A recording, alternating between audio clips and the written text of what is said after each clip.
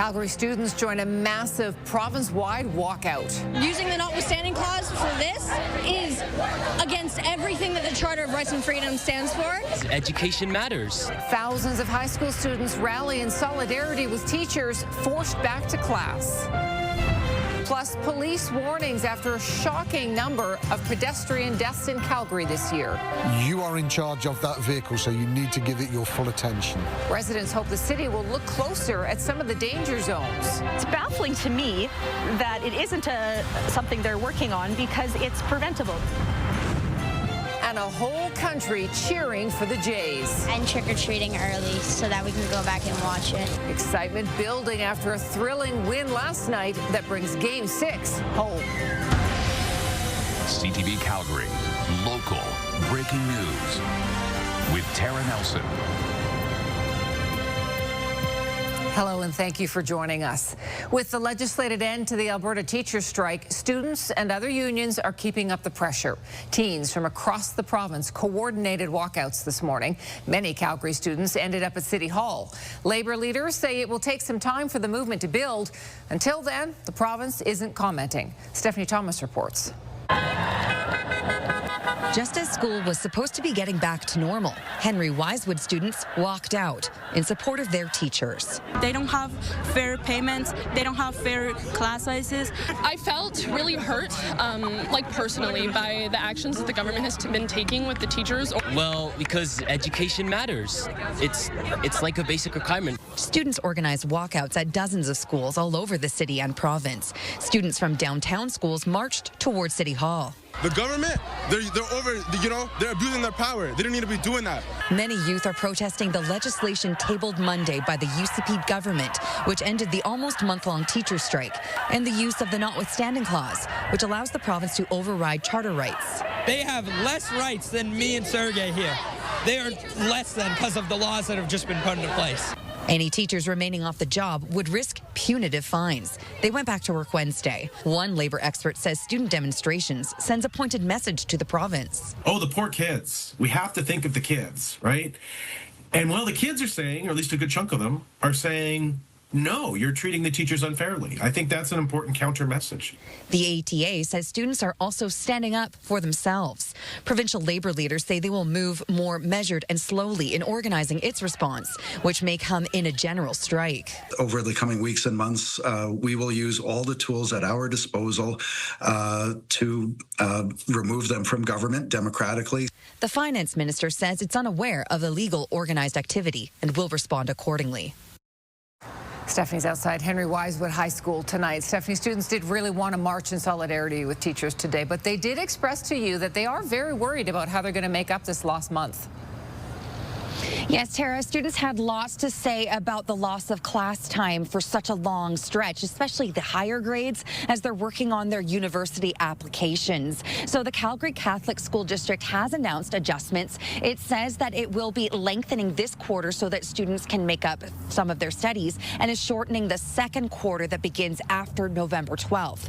The Calgary Board of Education has not announced any changes to its academic calendar, but both of Calgary's largest school boards say that they're going to keep breaks, holidays, and Pro-D days as is for a variety of reasons. But many students are also calling for diploma exams that are scheduled for January to be also made optional as the November session was decided by the province. So there's a petition that's circulating right now online with 30,000 signatures about the January diploma question. And when I asked the Education Minister's office about any further announcement on that, he said it would be coming shortly.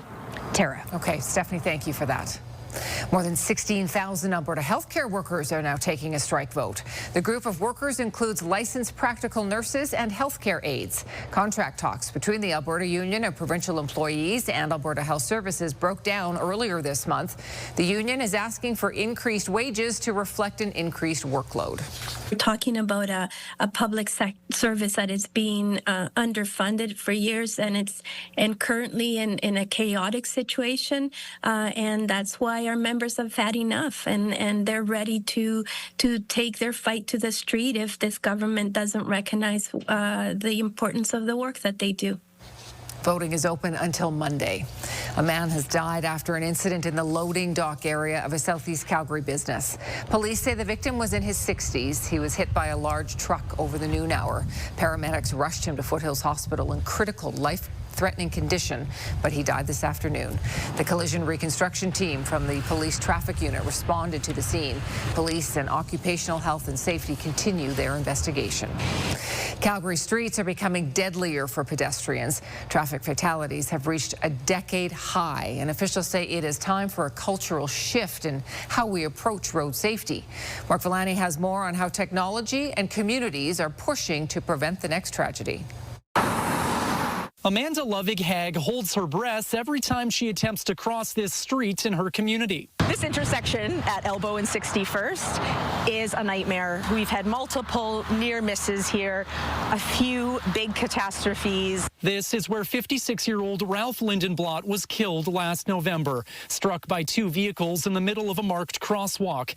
Even before his death, community members were already petitioning the city for flashing beacons or traffic lights. It's baffling to me that it isn't something they're working on because it's preventable. But less than a year later, the number of traffic fatalities continues to climb. Since 2017, Calgary's annual fatal collisions have more than doubled, and pedestrian deaths are up sharply. Enforcement alone is not enough. We need a cultural shift in how we approach road safety. Police say fatal collisions share a common thread: speed, distraction, and inattention. Give time at a pedestrian crossing. If you're there, wait for the vehicles to slow down. When you're behind the wheel of a car as a driver, you are in charge of that vehicle, so you need to give it your full attention. Meanwhile, the city is turning to technology, beginning to use artificial intelligence to analyze traffic activity around 17,000 intersections. The city says it has a 90% accuracy rate for predicting collisions. A similar study by the Alberta Motor Association found 1 in 770 Calgary pedestrians is nearly getting hit by a vehicle on city streets. Is there something specific about the design? Is there something about the timing of the signals? Is there something about the field of vision? As for trouble intersections like Elbow and 61st, one of Calgary's newest councillors pledges to act. It's unacceptable that a fatality occurred here. Our goal is to prevent future tragedies by working together with residents, the city, and first responders. The main thing we need is for council to actually respond to our concerns. And Mark joins us tonight from that intersection at Elbow and 61st. Mark, the city says it is committed to improving traffic safety. Yes, Tara, the city's Safer Mobility Plan currently budgets $5 million per year for safety improvements on Calgary streets, but we could see a boost in funding as the city's AI traffic platform becomes fully operational next year. Now, that platform will use data from 311 complaints, traffic trends, as well as driver behavior, really to determine exactly where those trouble spots are on Calgary's roadways. Messaging, though, still is a key component of all of this. Many community members calling on the city to increase their awareness campaigns, and the city is putting a campaign together right now. It's called the Drive to Zero campaign in an effort to prevent all of these pedestrian incidents from ever happening in the first place. Tara. Okay, Mark, thank you. Charges are pending after hundreds of animals were recovered from a shelter in northern Alberta. RCMP, the Alberta Animal Rescue Crew Society, or ARCS, and the Canadian Animal Task Force spearheaded the rescue operation at two properties in the Valley View area. More than 290 animals, including dogs, cats, horses, and other livestock, were found at the two properties, which were operating as an animal rescue. Organizations say the animals were in urgent need of care. The conditions that the animals were living in were quite poor. There were a handful of animals that did have to be euthanized due to distress on site. Our teams have been working hard to make sure that everybody else is okay. Several animal welfare organizations across the province are now looking for a new home for those animals. RCMP say they received allegations of animals in distress and animal cruelty, and charges are pending approval. You're watching CTV News, Calgary. Trick-or-treaters will be out tomorrow, so be sure to keep your eyes peeled for safety. Partners in Safety will have hundreds of vehicles out providing high-visibility support to families enjoying Halloween. That means police, fire, ambulance, transit, and peace officers will be patrolling neighborhoods. Anyone who needs help can simply ask and can also find shelter at police and fire stations and any public transit. But making sure kids have a safe evening requires everyone to pitch in. Reduce your speed a lot more, be more aware of pedestrians around on the street, and certainly the smaller pedestrians, certainly on Halloween. Parents are being reminded to make sure kids can be seen in the dark. Also, avoid using real candles, check candy before it's eaten, and keep pets in a safe place. Danielle joins us now. We had a beautiful day, but everyone is already looking ahead to Friday and what Halloween is going to be doing. Oh, yeah, big day tomorrow, of course. So I have your full breakdown of the forecast. But first, let's just focus on where we're at right now. It's actually quite nice out here. The winds are relatively calm.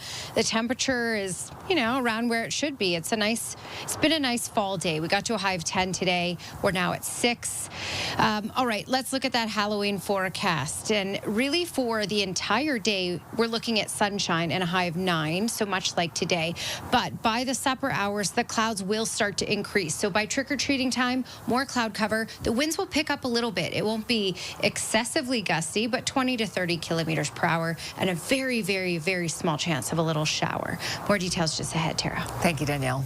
Still to come, a message to the city's business community. Calgary's new mayor, Jeremy Farkas, delivers a State of the City address, his message at the start of his new term. And Mark Carney goes sub-shopping. The PM visits a South Korean shipyard buying for our business. If you have a news tip for us, you can text us anytime at 10-400.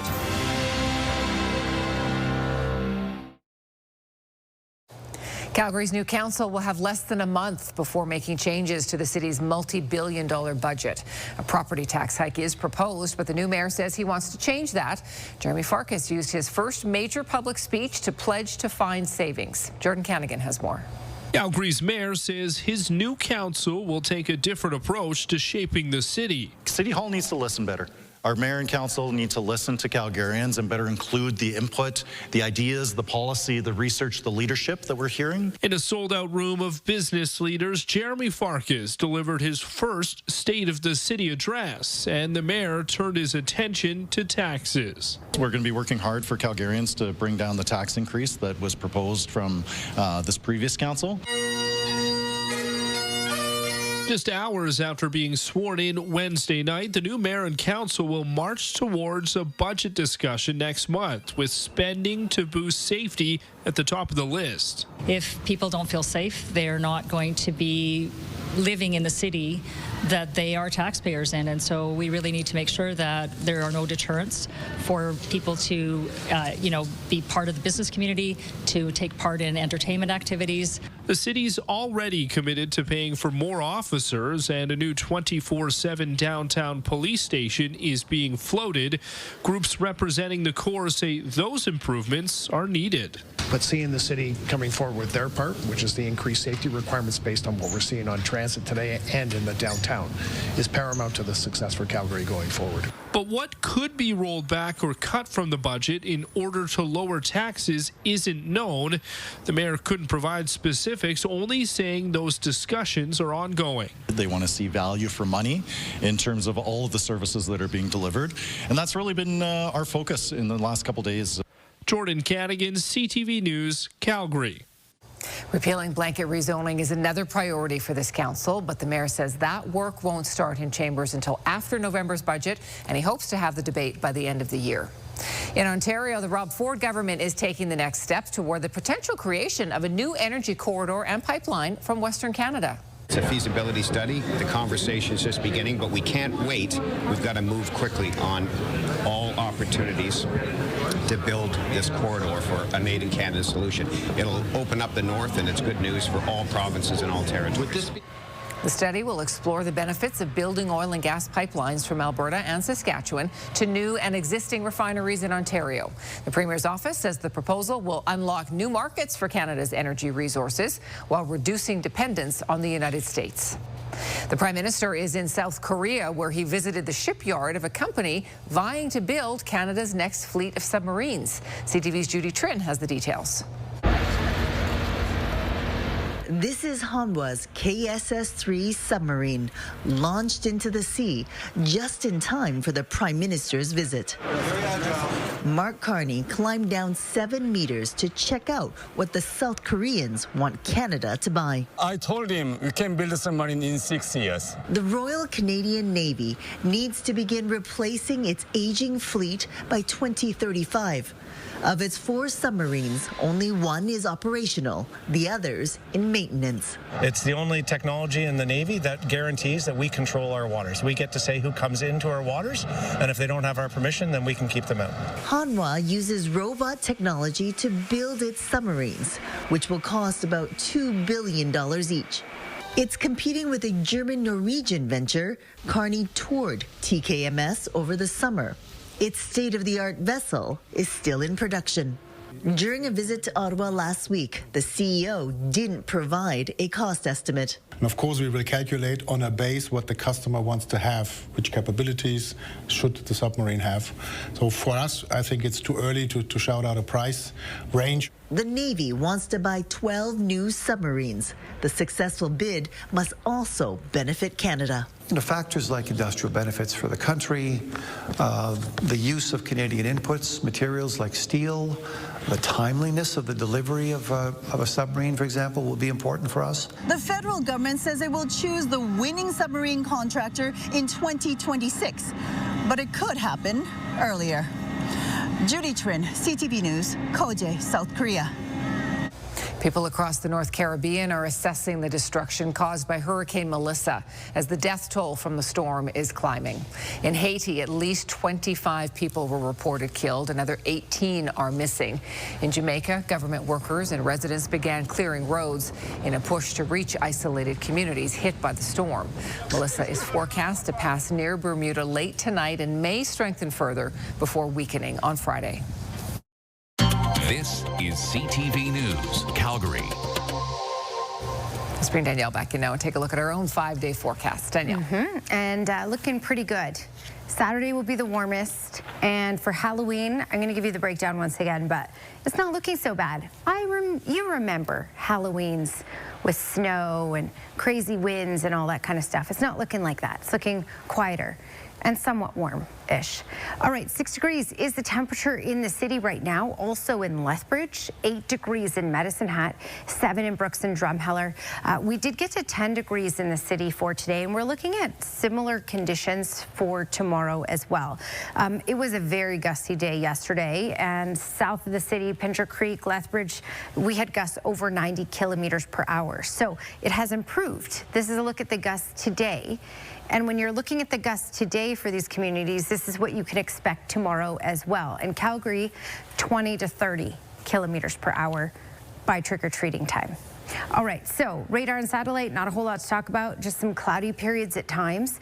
It's fairly quiet out there and will continue to be tomorrow, but I want to play you the hour by hour for tomorrow because as you can see, lots of sunshine for much of the day, but by the supper hours, the clouds will start to push in and they will build. We're also looking the winds at this time picking up a little bit too, so it will get a little breezy at times, but at this point, it's looking like a much smaller chance of any sort of isolated shower for tomorrow at that time. So that's some good news. Just a 20% chance of seeing a raindrop out there. If you see anything at all, it'll be so short-lived and won't last long at all. All right, let's just go through the breakdown for tomorrow. With the wind chill in the morning, off to school. A lot of kids wearing their costumes to school tomorrow. It will feel more like -4. So cool to start. Then 9 degrees is our high at 4 p.m. By 6, trick-or-treating time, the clouds will increase. The winds will pick up a little bit. So layers are a good thing because we all know that once the sun goes down, temperatures start to get cool pretty quick. When the big kids go out around 9 o'clock, you're looking at 5 degrees. But when the littles go out 7, that's not bad at all. Okay, when we track into Saturday, 14 degrees, so that will again be the warmest day basically out of the next 10 days. And just remember, before you go to bed Saturday night, set your clocks back an hour because we gain an hour of sleep on Sunday morning. 8 degrees is our high for Sunday and will remain in those single digits through Sunday and much of next week as well. All right, midnight tonight is the early bird prize deadline in the Hospital Home Lottery. You could win the $1 million Canmore condo built by Spring Creek, plus $25,000 cash. Get your tickets before midnight tonight at calgaryhospitalhomelottery.com. The Alberta Sheriff's Police Service is closer to becoming fully operational. Public Safety Minister Mike Ellis has introduced a bill which would allow officers to form a police association and bargain collectively. The government says this labor framework is needed to support the service's operations and recruitment. You will see that police officers, once those folks who are peace officers who will eventually go through the training and to become police officers, they will of course be compensated somewhere consistent with other police services in the province of Alberta. The service was created this past summer. Today's bill also includes amendments to prevent future delays in accessing information through Clare's Law, which helps protect people at risk of domestic violence. Domestic spending fueled Canada's record-breaking summer tourism spike. Summer tourism numbers hit an all-time high. Staycationers helped, but Calgary in particular drew a real international crowd. And the excitement grows after a Blue Jays Game 5 win. Canada's team is now coming home.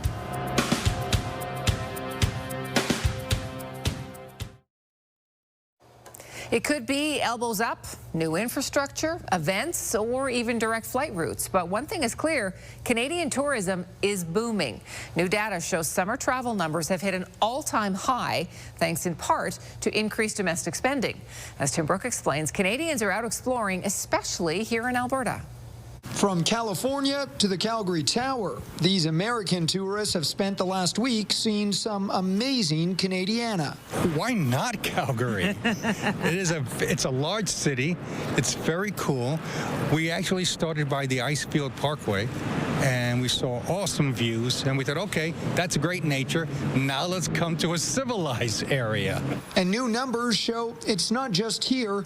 Destination Canada says the national tourism sector generated $59 billion between May and August this year. That's up 6% over last summer and a new record. It's more than just the numbers, though. It's actually about what that is doing for the economy and how that's actually affecting people's businesses. So that means businesses are thriving. People are making money here. Even after last year's record high, visitors to Alberta have so far increased 9% this year. Because Alberta's on the map, word's out, secret's out. Everybody wants to come to our backyard, and we're, open and welcome and would love to have them. Destination Canada says all that travel has meant big things for accommodation providers.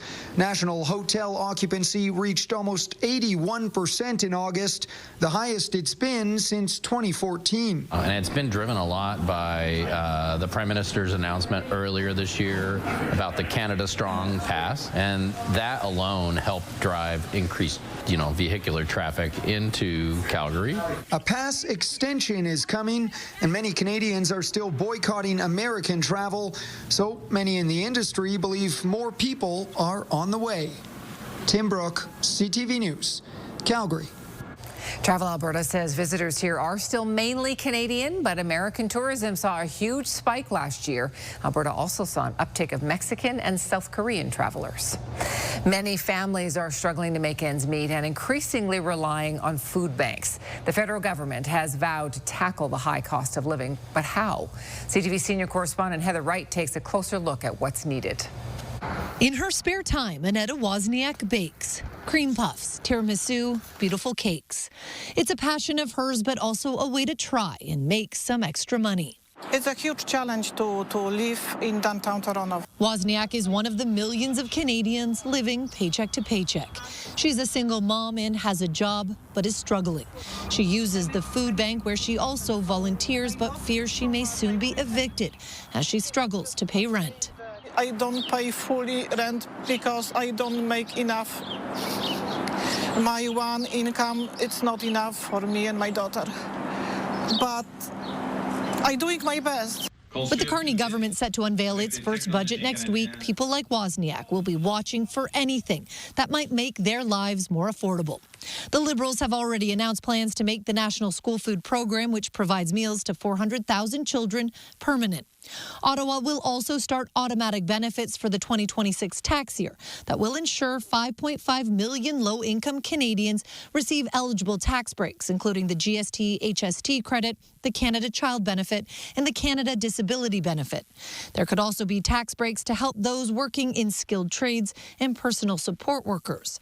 But financial experts caution it's unlikely the federal budget will include anything that will make an immediate impact on affordability. I can't imagine anything in the budget that is going to be even targeted specifically for you that's going to be material enough to take you from being in a situation of financial despair to one of financial success overnight. That's just an unrealistic expectation.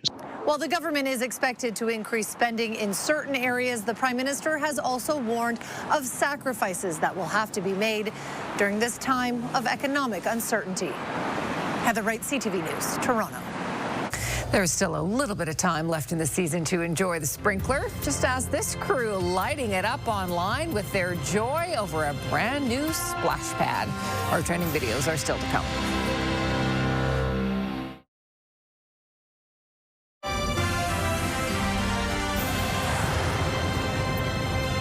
We are one sleep away from the Toronto Blue Jays bringing the World Series championship bid back home.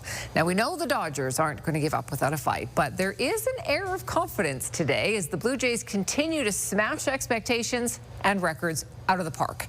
Allison Hurst reports. On the first pitch of the game, with a fly ball to deep left, Davis Schneider hit it out of the park. No way! No way! And no one loved it more than his dad. His meta glasses are a little bit, they're kind of dumb. I don't know why he wears those all the time, but yeah, those are the glasses he was wearing. But you know, it's great to have my family out here. Vladimir Guerrero Jr. up next, doubled down. And 2 batters in, they are up 2-0. Back-to-back home runs to start Game 5. Oh my God, big win, Babe Schneider, Vladdy Daddy. Plakata. Oh my gosh, the first time ever in a World Series, back-to-back home runs to start a game. It's crazy. I can't believe this right now. But perhaps the biggest storyline of Game 5, starting pitcher 22-year-old Trey Yesavage and his dominance on the mound, setting a new World Series rookie record with 12 strikeouts. Yesavage silenced the star-studded Dodgers offense, holding them to just one solo home run. It's a crazy world. Crazy world. Hollywood couldn't have made it this good. It's a different pitcher when he has his stuff. You know, Game 1 didn't have a feel for his split, so I'm kind of blown away at what he did. Also making his former pitching coach proud. This is an unprecedented outing in a lot of ways, but, you know, specifically with Trey being 22 and only being in the big leagues for 6 weeks, it's honestly one of the best outings, I think, in postseason or World Series history. The Jays are turning their attention to Game 6, a rematch between Kevin Gausman and the Dodgers' Yoshinobu Yamamoto, who in Game 2 pitched a complete game. Blake and Austin De Nobrega have big plans for Game 6. My friend will be over for a sleepover with me, so I hope we can watch them win on Friday. Watch it for the sleepover? Yeah. I think we're gonna end trick-or-treating early so that we can go back and watch it. And hope the Jays win the Fall Classic in the 6th. That's huge. You're going to go trick-or-treating early so that you can be home in time to watch the baseball game. I wonder how many other kids will do the same Probably thing. lots, right? Especially in Toronto, yes. Well, and it's the best combo. You trick-or-treat, have lots of candy. And then eat all the candy while you watch the game. There you go. Yeah, exactly. All right, well, playing on a splash pad is always fun with friends. Any kind of friends.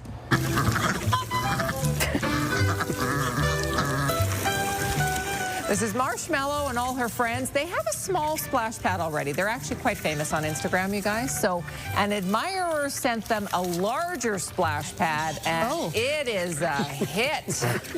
They played on this thing until they exhausted themselves, and then they had to take a little nap in the grass. But this was a good day. They come from near and far. Right? Glenn's favorite spot to be with all the birds. An annual puppet festival is taking over Mexico.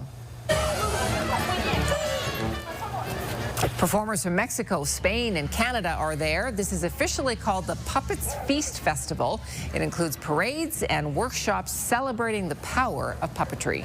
It's pretty cool. These are very sophisticated puppets. Yeah. Yes. Wow. Perfect timing for Halloween, too.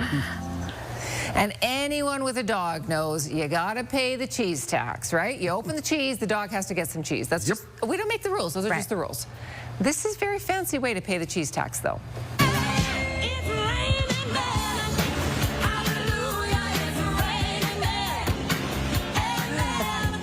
It's raining cheese in this house. This dog's name is Toast, and Toast loves getting cheese grated directly into his mouth. And if it falls on the floor, well, then he'll get it. He'll just get it off there, right? Yeah, he'll get it. That's pretty special. Wow. Big tech companies continue to boost the stock market. Amazon and Apple announced earnings today. We have those details coming up in our business report.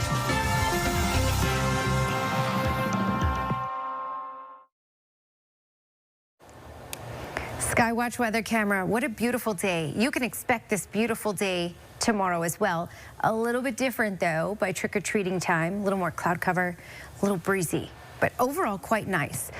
I feel for the kids that are going to be trick-or-treating on the East Coast. So let's talk about Hurricane Melissa. It's in American waters. Category 2 hurricane at this point. It will die down to a Category 1. This is a look at Friday at 3. So as it reaches Canadian waters, it's also going to join forces with a low onshore.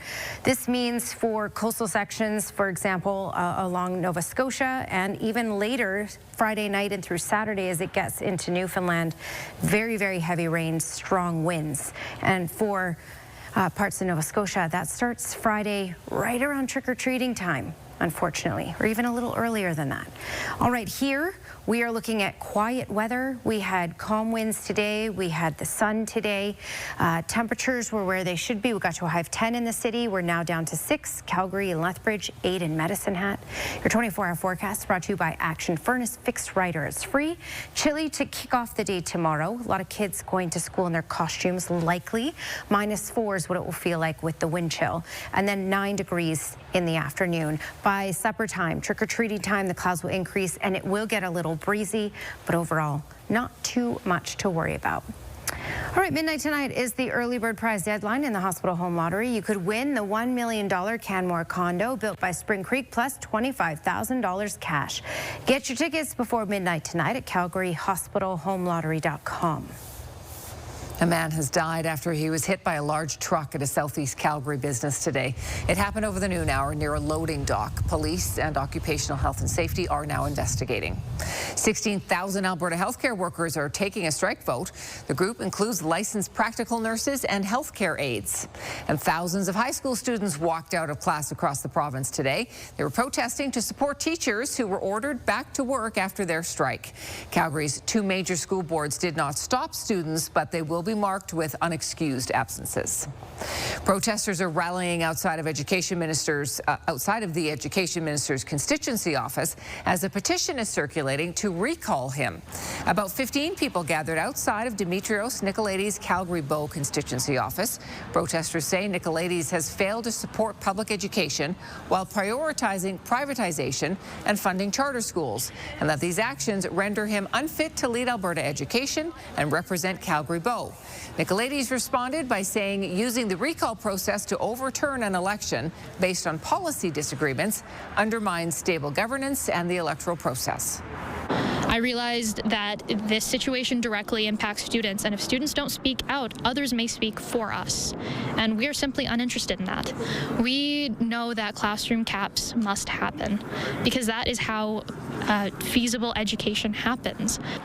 The applicant has until January 21st to collect roughly 16,000 signatures, or 60% of the total votes cast in the riding when the minister was elected in 2023. All those who sign have to reside in the Calgary Bow electoral division for at least 3 months prior to signing the petition. After a couple of false starts, Canadian shopping staple Zellers has opened its doors inside Edmonton's Londonderry Mall. It was a welcome event for people anxious to catch a glimpse of what's inside. Here's Merrick Cash. Deanna Miller was among dozens of people waiting for Zellers to open its doors this morning. I'm here because I used to work at Zellers a long time ago, and just curious to see what they're going to be doing with it this time. One, two, three. Zellers now occupies 60,000 square feet of Londonderry Mall, where the Hudson's Bay used to be. Many customers are very nostalgic and have fond memories of the Zellers brand. Customers like Miller, who worked at Zellers in Ontario for 3 years. I think it's nostalgia, yeah, and people have missed it. The cheaper stores, somebody to give Zeller or Walmart competition. This store will be missing some of the features of the old Zellers. It won't have a toy section, pharmacy, or a restaurant. Instead, the focus is on clothing and housewares, filling some of the void left behind by Hudson's Bay. Customers were really sad to see the Hudson's Bay go, along with other department stores like Sears.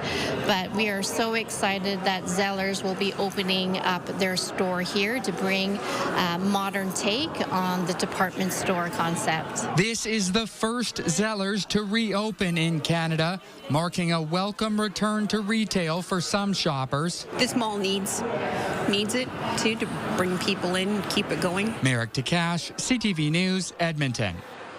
Two more of the Magnificent Seven companies reported results today. Here's BNN Bloomberg's Marla Fernandez. Amazon and Apple reported earnings after the end of the trading day. Let's start with the iPhone maker. iPhone revenue for the quarter was above $49 billion US. The company's getting a boost from its new model, iPhone 17, only introduced last month. Still, Apple narrowly missed the estimate, but analysts aren't too concerned. Amazon reported a strong performance for its web services. Revenue came in above $33 billion for the quarter. That's a 20% improvement from last year. The earnings report sent shares climbing in after-hours trading. Here are the closing numbers for the day. The Canadian dollar is down to 71.49. West Texas Intermediate crude slightly up to 60.57. Western Canadian Select is up to 48.19, and the TSX gained 34 points today. Those are your business headlines. I'm Marilla Fernandez. The parent company of Tim Hortons says sales were up more than expected in its last quarter. Restaurant Brands International says traffic into its chains has held up. At Tim's in particular, the results showed ongoing strong demand in the third quarter. Analysts say that's thanks in part to the fact that the coffee chain has most of its presence outside the U.S., where economic uncertainty has tanked consumer spending. RBI's Burger King also saw traffic growth as it rolled out value meals to attract cost-conscious diners. King Charles has started the formal process to strip his brother Andrew of his royal titles, including Prince. Buckingham Palace revealed that Andrew will now only be referred to as Andrew Mountbatten Windsor.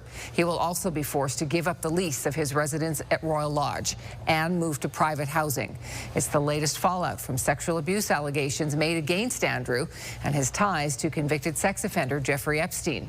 Andrew gave up other titles, including the Duke of York, earlier this month. Police in France have arrested 5 more suspects linked to the jewel heist at the Louvre. Réalisé sur commission rogatoire des 2 magistrats instructeurs qui ont été désignés. This brings the total number of arrests up to 7. Officials believe 3 of the 4 suspects who were directly part of the heist are now in custody. The investigation has yet to uncover any of the stolen jewels, though, estimated to be worth over $100 million. A young race car driver from Calgary continues to turn heads. Nicholas Taylor is breaking records in Europe. We'll catch up with him next.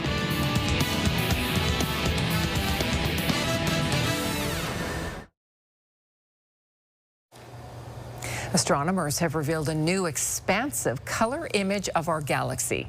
This animation compares a new image of the Milky Way on the left to a previous one on the right. It's the largest low-frequency radio color image of the galaxy ever assembled and was made across a wide range of radio wavelengths. It took 18 months and 400,000 supercomputers to compile all this data. The image can now be used to help scientists study the stars. The Calgary Flames continue their road trip in the nation's capital tonight. Glenn is back with us, and Glenn, the Flames are looking for just their second win away from the Dome this season. Tara, remember the Flames won their first road game in Edmonton, and it's been a goose egg ever since. As for the Senators, they've started the year with a 5-1 record. Devin Cooley making his second start of the season, and the offense gets him some support early. Flames on the power play. Joel Farabee over to Yegor Sharangovich. He fires it past Linus Omar. Good start for the Flames in this game. Sens, though, get that back on the same 4-minute power play. Flames get sloppy. Sens break out on the 2-1. Cooley stops Shane Pinto, not Lars Eller. We're tied at 1 apiece. The Flames regain the lead later in the first. Another power play. Morgan Frost in front to Matt Coronado. Gets his own rebound. Jams it past Allmark. Third of the season, 2-1. Let's get back to Cooley because he has been great tonight. Early in the second, Sens on the power play. Dylan Cousins with the shot, but take a look at this glove save by Cooley. Flames continue to hold on to that 2-1 lead. After 2 periods, Flames wrap up the road trip with back-to-back games in Nashville and Philadelphia on the weekend. Calgary's Nicholas Taylor continues to tear it up on the racetrack in Italy. He's been driving and setting records ever since he joined TCR Italy. For the second year in a row, Calgary's Nicholas Taylor is the TCR Italy Drivers' Champion. Taylor says he felt a lot more pressure this season to defend his title. It feels like I have everything to lose, right? Whereas the year before, I was like, okay, nothing to lose, everything to gain. So it was a bit of a different mindset change, and it was a little bit more difficult overall, just mentally and I guess just racing with the competitors of mine. But no, in the end, we came home with a fantastic result once again. How good has Taylor been in his 2 years in TCR Italy? Well, he's racked up 5 race wins, which is a record.